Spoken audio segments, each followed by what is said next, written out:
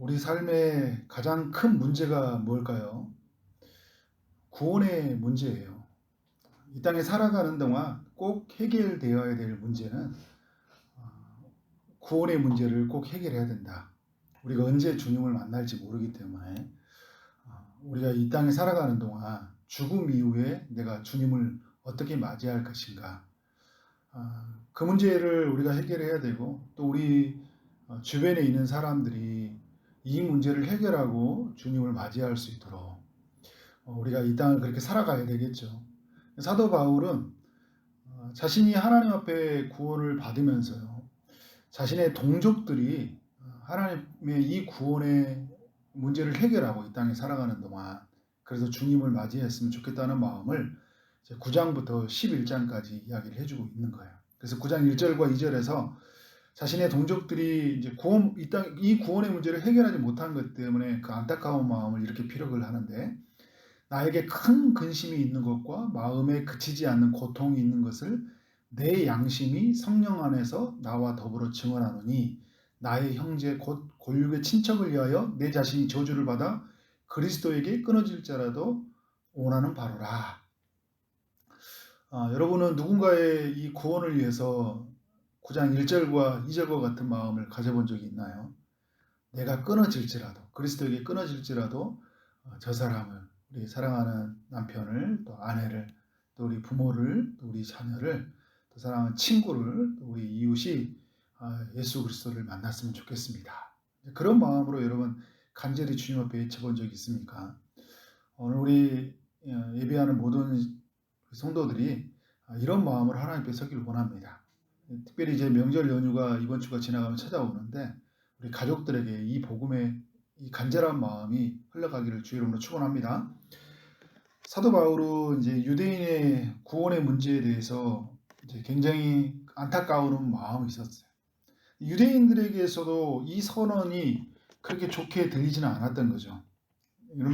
그런데 사도 바울은 성령의 충만함을 받아서 유대인의 구원의 문제가 어떻게 하나님 안에서 이루어져 가는지를 설명하고 있는데, 몇 가지로 제가 한번 나눠보면요, 네 가지로 한번 나눠보겠습니다. 첫 번째는 뭐냐면, 유대인이라고 해서 구원받는 것은 아니라는 거예요. 9장부터 11장까지가 말해주는 내용이 그 말씀이죠. 조금 더 올라가면 로마서 2장이 이것을 이야기해주고 있고, 로마서 4장이 또 이 이야기를 해주고 있어요. 그래서 9장과 10장도 이스라엘인이라고, 아브라함의 자손이라고 해서 할례를 받았고 율법을 가지고 있다고 해서 그들이 구원받는 것이 아니다, 이거를 계속 이야기해주고 있는 거예요. 자, 두 번째, 유대인은 그러면 하나님이 버렸냐라는 것도 아니라는 거예요. 하나님이 버리지 않았다라는 것을 이야기해주고 있어요. 그래서 오늘 1절에도 그렇잖아요. 그러므로 내가 말하느니 하나님이 자기 백성을 버리셨느냐, 그럴 수 없다 이야기를 하면서 하나님이 버리지 아니하였다. 2절에도 미리 아신 자가 백성을 버리지 아니하셨는지 이야기를 하고 있어요. 그러면서 사도 바울이 누구예요? 자기 자신이 이스라엘이뇨 아브라함의 씨고 또 베냐민 지파라고 이야기를 하잖아요. 자기 자신이 하나님께 구원을 받았다는 것은 이스라엘이 하나님이 버리지 않았다는 것을 보여주고 있는 그런 증거라고 할 수 있는 거잖아요. 자, 세 번째, 그러면 유대인이라고 해서 모두가 구원을 받는 것은 아닌데, 유대인 중 소수의 사람들이 구원을 받았다는 것을 알려주고 있어요. 그러니까 모두가 그러니까 유대인을 버리지 않았다는 것을 소수의 사람들이 하나님이 구원하는 걸 통해서 버리지 않았다는 걸 알려주기 위해서 뭘 이야기하냐면, 엘리야 때 바알 앞에 무릎 꿇지 않은 사람들 몇 명 있었죠? 7,000명이 있었잖아요. 그것처럼 하나님이 하나님을 참는 자들을 남겨두셨다, 이런 표현을 쓰고 있어요.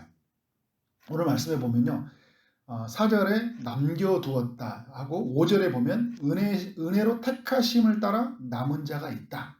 은혜로 택하심을 받은 자들을 이야기하고 있어요. 이 말은 여러분 무슨 말이에요? 어떤 자격이 있어서 구원받을 만한 어떤 조건이 있어서 하나님이 남겨두셨고 택해 주셨다는 게 아니잖아요. 그죠? 무조건적인 하나님의 은혜로 말미암아 남겨두셨어요. 중요한 거요, 우리가 인간이 믿기 전에, 인간이 뭔가 그렇기 전에 하나님이 그래서 구원했다는 것도 아니고요. 그래서 또 우리가 뭔가 믿기 전에부터 하나님의 선택과 하나님의 작정이 있었다는 것이잖아요. 저는 이것을 묵상할 때마다 굉장히 많이 겸손해져요. 내가 믿은 줄 알았거든요. 내가 붙잡은 줄 알았는데 내가 붙잡기 전에 하나님의 선택이 있었다는 게 얼마나 놀라운 일이에요. 그것이 또 내가 뭔가 선을 행할 만한, 만족할 만한 있었던 것도 아니고 내가 앞으로 이 예수 믿고 나면 착하게 살고 멋지게 일할 것 같아서 하나님 구원해 준 게 아니라 그러기도 전에 하나님은 나를 구원하셨다는 거예요. 내가 나를 충성스럽게 여겨서 또 은혜로 하나님 부어주심으로 말미암아 나를 하나님께서 구원하셨다. 하나님께서 나를 불러주셨다는 거예요. 그래서 여러분 2절에 하나님이 미리 아셨다 이야기하잖아요. 이게 얼마나 놀라운 일이에요. 미리 아신 자가 우리를 불러주시고 불러주신 우리를 로마서 8장에 보면 그런 이야기죠. 불러주신 우리를 의롭다 하시고 의롭다 하신 이를 우리를 영화롭게 하신다.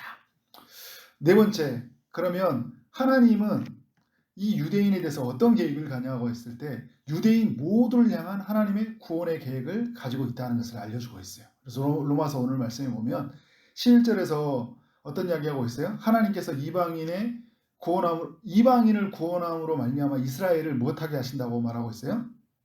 시기나게 함이니라. 그러니까 구원이 이방인에게 이르렀어요. 이르렀는데 이스라엘로 하여금 어떻게 한다는 거예요? 시기나게 하겠다는 거예요. 그래서 이 시기나게 함을 통해 어떤 이야기 하는 거예요?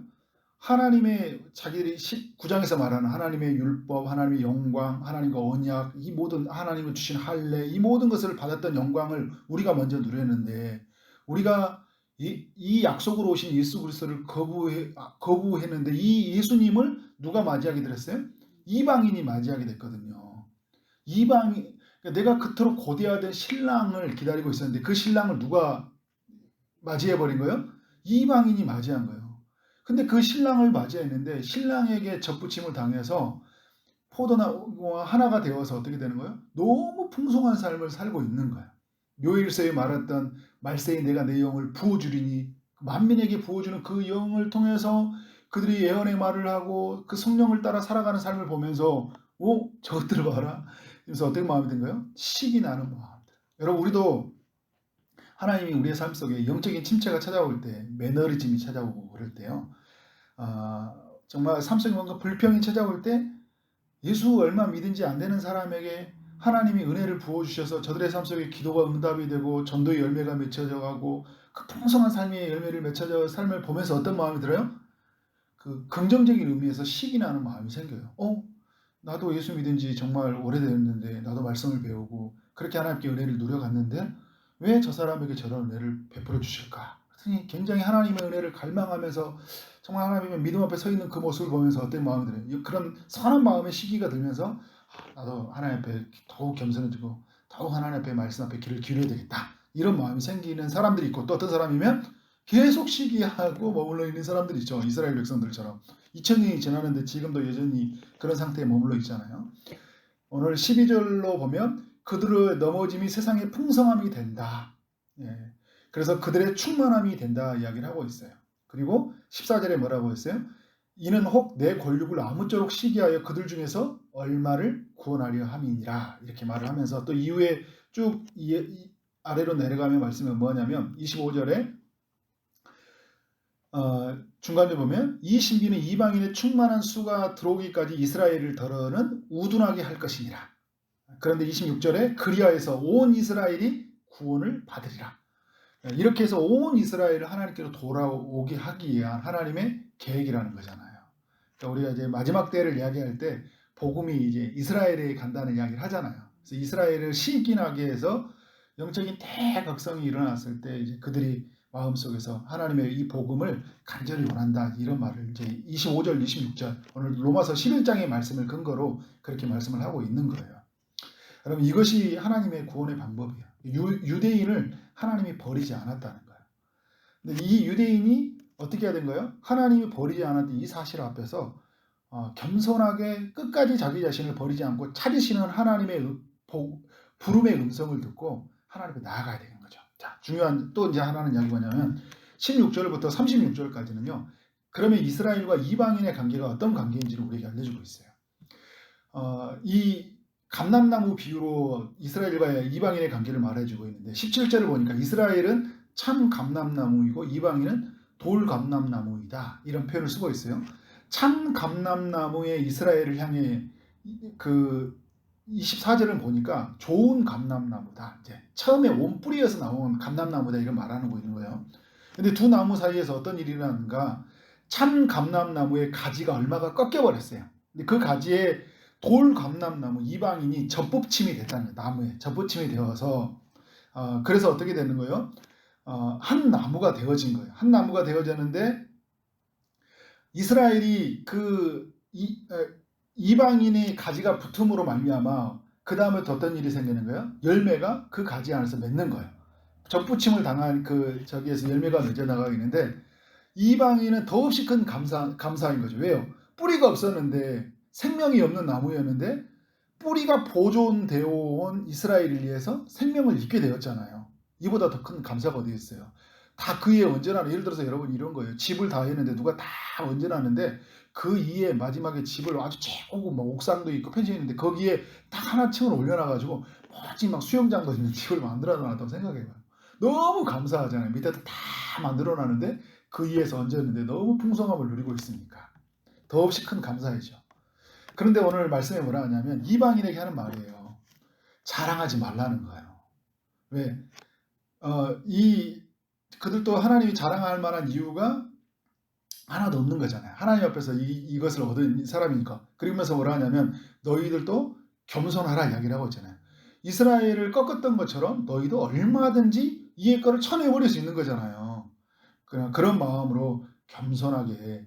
물론 하나님의 택하신 자들은 하나님 영원히 버리지 않으셔요. 이방인도 어제 제가 나눴던 것처럼 이방인도 하나님의 선택 속에 있는 사람들이 있었고 유대인 중에서도 하나님의 선택이지만 선택 밖에 있는 사람이 있었던 것처럼 그러나 이방인은 선택 밖에 있는 것 같이 보이지만 선택 속에 있는 것처럼 모두가 하나님의 선택 안에 있는 사람들은 안전해요. 그렇지만 선택을 받은 우리는 겸손해야 돼요. 꺾어져 나갈 수 있다는 그런 두려움들 있잖아요. 그래서 사도 바울이 빌립보에서 두렵고 떨림으로 너의 구원을 이루라 이야기하잖아요. 하나님께 이미 선택 구원 속에 있었지만 우리 편에서는 굉장히 겸손함을 가져야 된다는 걸 말해주고 있어요.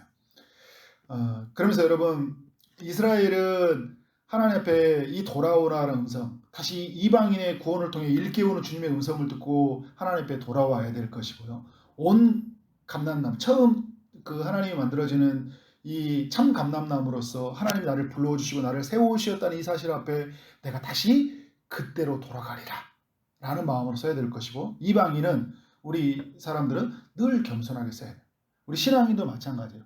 내가 처음 예수 믿는 사람들도 처음으로 항상 내 마음이 우둔해지고 내 마음이 되었을 때는 항상 처음을 돌아가야 되고 그 다음에 나중에 신앙생활하는 사람들도 언제 나도 꺾여질지 모른다는 그런 마음으로 있잖아요. 버려진다는 의미는 아니에요. 그런 마음으로 두렵고 떨림으로 겸손하게 써야 된다는 여러 적용해 볼 수 있는 것들이 있어요. 그래서 이방인들도 18절에 자랑할 것이 없다. 20절에 높은 마음을 품지 말고 두려워하라. 22절에 하나님의 인자하심과 준엄하심에 머물러라. 이렇게 이야기를 하고 있어요. 인자하심과 준엄하심 속에 머물러 살아라. 말씀의 결론을 내리면요. 저는 이 11장의 말씀을 묵상하면서 세 가지 단어가 떠올랐어요. 하나는 은혜다. 이스라엘을 구원하시고자 하는 하나님의 은혜라는 거예요. 그래서 이방인을 불러서 그들을 깨닫게 하신 거예요. 그리고 이방인들이 하나님 앞에 접붙임을 당해서 그 안에서 풍성한 열매를 맺는 것이 우리가 부름받아서 이 복음의 소식이 대한민국 땅에 이 이방인 땅에 와가지고 우리가 그 복음의 소식을 들었다는 거예요. 그런데 들으면서 이 소식이 하나님의 영원한 작정과 선택 속에 있게 깨닫게 되었다는 거 이게 여러분 은혜잖아요. 그래서 이 은혜를 꼭 붙잡고 살아야 된다. 또 하나의 단어는 겸손이라는 단어예요. 우리를 구원해 주신 거 처음 불러신 유대인도 겸손해야 되고요. 이방인도 겸손해야 돼요. 늘 우리는 겸손한 사람들의 고백은 뭐예요? 고백 속에 감사가 늘 터져나와요. 교만하면요 불평이 터져나와요. 이 유대인처럼 교만하면요 불평이 터져나오는 거예요. 우리는 늘 하나님께서 내게 주신 것들 그리고 누가 판단하지 않고 하나님 주신 은혜를 늘 겸손하게 살아가는 거예요. 또 하나의 단어는 뭐냐면 33절부터 이어 깊도다 하나님의 지혜와 지식의 풍성하며 찾지 못할 것이고 정말 측량할 수 없는 그 고백을 하면서 만물이 주에게로 나오고 주에게로 다 돌아간다면서 그 모든 영광을 찬양하잖아요. 그래서 우리의 삶 속에 뭐냐면요 하나님에 대한 영광이에요. 영광, 그 영광 하나님께서 시작하게 하시고 하나님의 그 일하신 그 깊은 하나님의 경륜과 지혜를 보면서 하나님께 영광을 돌리고, 그래서 정말 이방인을 구원하시고자 하는 정말 이러한 구원의 계획 속에서 이런 일을 하시군요. 저를 구원하게 하나님의 하기 위해서 누구예요? 유대인을 먼저 불렀잖아요. 우리 편을 생각해 보세요. 아브라함을 불러서 이스라엘 백성들을 보냈는데 그 구원의 소식이 12제자를 통해 전달되고 12제자가 그 수많은 속사도와 교부들과 또 이 복음이 유럽 땅과 미국과 한국으로 오게 해서 나를 세워졌다는 이 사실이 얼마나 놀라워요. 얼마나 영광스러워요. 그래서 우리의 삶 속에 영광이다. 그래서 여러분 우리 성도님들 은혜, 겸손, 영광이라는 단어를 붙잡고 오늘 하루를 평생을 살아가기를 주의 이름으로 축원합니다. 아멘.